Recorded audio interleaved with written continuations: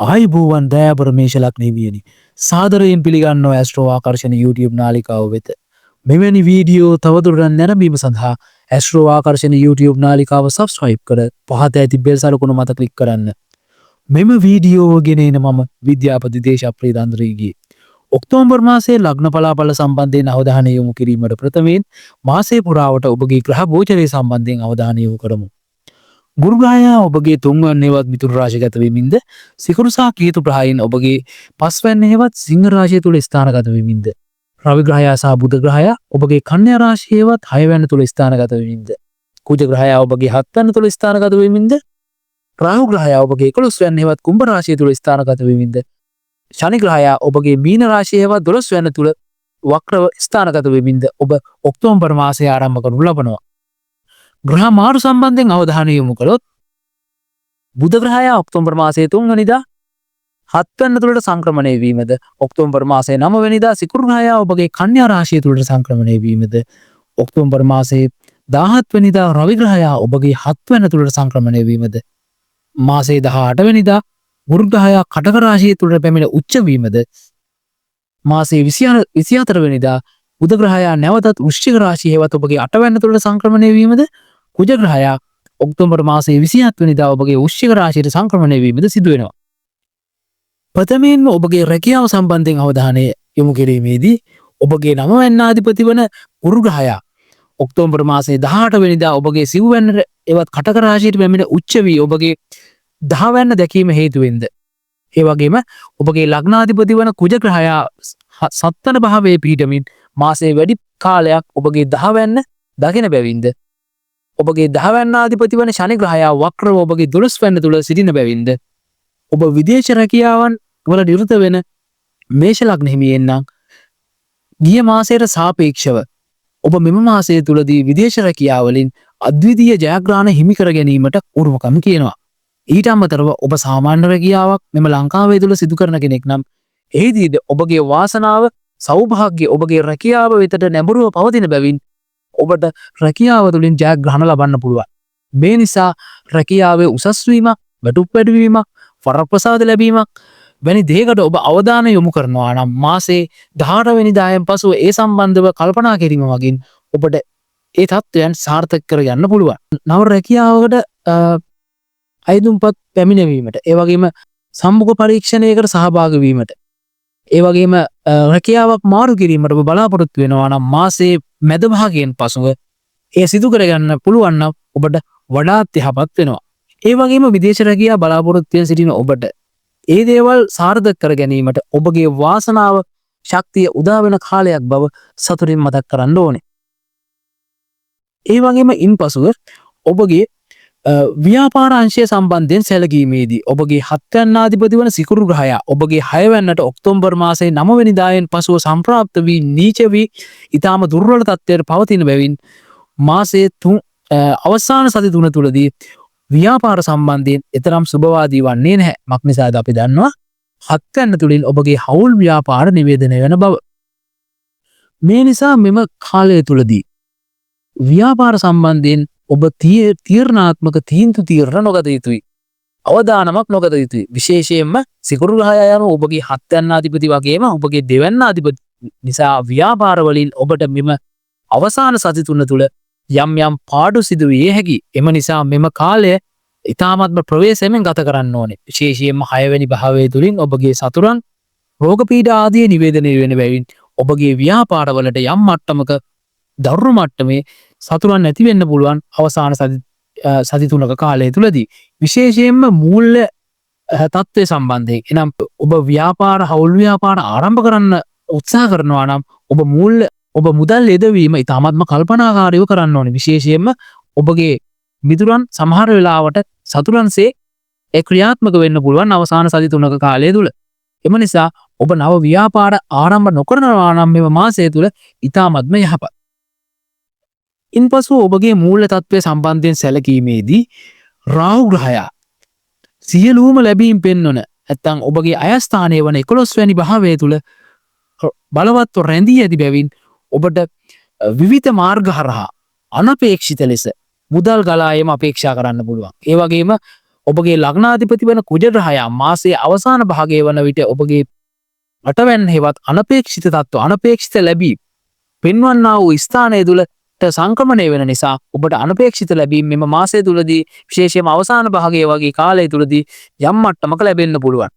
හැබැයි ඔබගේ දෙවැන්නාධිපති වන සිකුරු ග්‍රහයා ඔබගේ හයවැන්නට පැමිණ දුර්වලව ඔබගේ 11 වෙන්න නැත්නම් 10 වෙන්නාධිපති නැත්නම් 11 වෙන්නාධිපති වන ශනි ග්‍රහයාව දකින බැවින් මෙම කාලය තුළදී ඔබට විවිධාකාරයේ මුදල් ගලා එන නමුත් එම මුදල් තැන්පත් කර ගැනීමට යම් දුෂ්කරතාවයන් මතුවෙන්න පුළුවන්.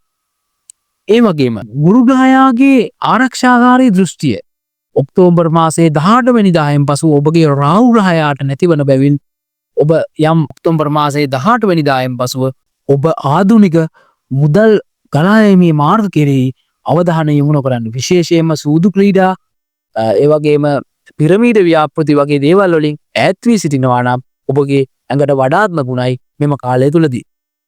මින්පසු ඔබගේ සෞඛ්‍ය සම්බන්ධයෙන් සැලකීමේදී මාසයේ වැඩි කාලයක් ලග්නාධිපති වන කුජ ග්‍රහයා හත්වැන්න තුල ස්ථානගත වී ඔබගේ ලග්නය දැකීම නැත්නම් පෝෂණය කිරීම නිසාද ඒ වගේම කුජ ග්‍රහයා අටවැන්න තුල ශොසේෂ්ඨ බලයෙන් මාසයේ අවසාන කාලය තුලදී රැඳී සිටීම නිසාද ඔබගේ ලග්න භාවයේ සෑම අතින්ම ශක්තිමත්ව පවතිනවා මෙම කාලය තුලදී. ඔබගේ ලග්න භාවය තුලින් තමයි ඔබගේ සෞඛ්‍ය සම්බන්ධයෙන් ප්‍රධාන වශයෙන් නිවේදනය කරන්නේ. එම නිසා ඔබගේ සමස්ත සෞඛ්‍ය තත්ත්වය මෙම මාසයේ පුරාවටම ඉතාමත්ම යහපත් අන්දමින් පවතින බව අපේක්ෂා කළ හැකියි. මින්පසු ප්‍රේම සම්බන්ධතා සම්බන්ධයෙන් අවධානය යොමු කිරීමේදී ඔබගේ පස්වැන්නාධිපති වන රවි ග්‍රහයා මාසයේ 17 වෙනිදායෙන් පසුව නීචත්වයට පත්වන අතර කේතු ග්‍රහයාද ඔබගේ පස්වැන්න තුල රැඳී පවතිනවා. මේ නිසා නව ප්‍රේම සම්බන්ධතා ආරම්භ කිරීමට ඔක්තෝබර් මාසය එතරම් යෝග්‍ය මාසයක් වන්නේ නැහැ.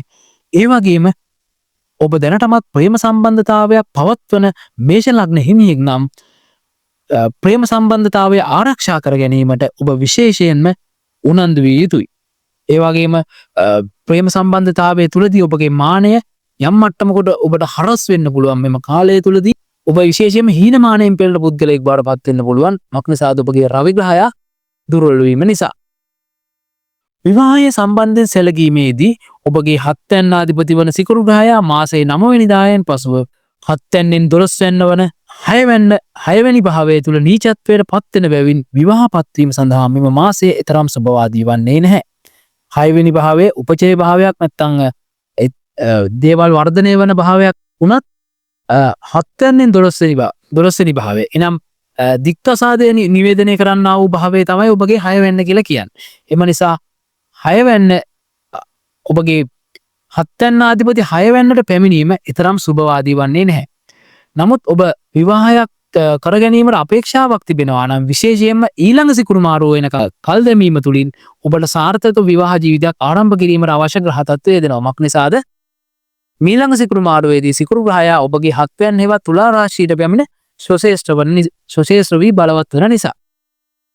ඒ වගේම විවාහපත් වූ ඔබ පෞල් ජීවිතය සාර්ථක කර ගැනීම සඳහා ඔබ විනෝද චාරිකාවන් විදේශ ගමන් වැනි දේවල් සංවිධානය කිරීම හරහා ඔබ දෙදෙනාගේ ගැටීම අවම කරගන්න පුළුවන්.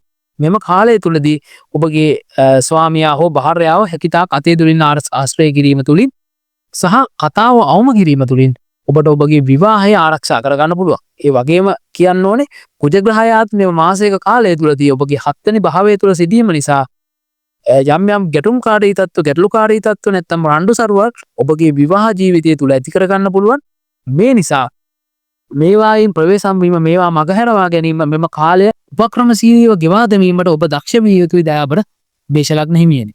ඒ වගේම අධ්‍යාපනය සම්බන්ධයෙන් මීළඟට අවධානය යොමු කිරීමේදී ඔබගේ සිව්වැනි භාවය තුලින් ඔබගේ උසස් පෙළ සහ විශ්වවිද්‍යාල වැනි ප්‍රාථමික අධ්‍යාපනයන් නැත්නම් අපගෙන උපාධි මට්ටම වැනි අධ්‍යාපනයන් නිවේදනය කරන නිසා ගුරු ග්‍රහයා කටක රාශිගත වීමත් සමග ඔබගේ එම අධ්‍යාපන තත්ත්ව එනම් උසස් පෙළ නැත්නම් ප්‍රථම උපාධි හැදෑරීම වැනි අධ්‍යාපන කටයුතු අතිසාර්ථක වන බව සතුටින් මතක් කරන්න ඕනේ. ඒ වගේම ඔබගේ 9 වැන්නාධිපති වන ගුරු ග්‍රහයා 4 වැන්නට පැමිණ ශක්තිමත් වන නිසා 9 වන්න තුලින් ඔබගේ උසස් අධ්‍යාපනය නිවේදනය වන බැවින් පශ්චාත් උපාධි මට්ටමේ සිට ඉහළට අධ්‍යාපනය ආධාරණ සිසුන් මෙම කාලය තුලදී ඔබගේ අධ්‍යාපනය ක්‍රමයෙන් සාර්ථක කරගන්නා බව සතුටින් මතක් කරන්න කැමති. කෙටි ගමන් බිමන් සම්බන්ධයෙන් අවධානය යොමු කිරීමේදී ඔබගේ තුන්වැන්නාධිපති වන බුධ ග්‍රහයා ඔබගේ ලග්නාධිපති කුජ ග්‍රහයාත් සමග රැඳී සිටීම නිසා මෙම මාසයක කාලය තුලදී ඔබ වාහන වලින් සිදුවන්නා වූ අනතුරු සම්බන්ධයෙන්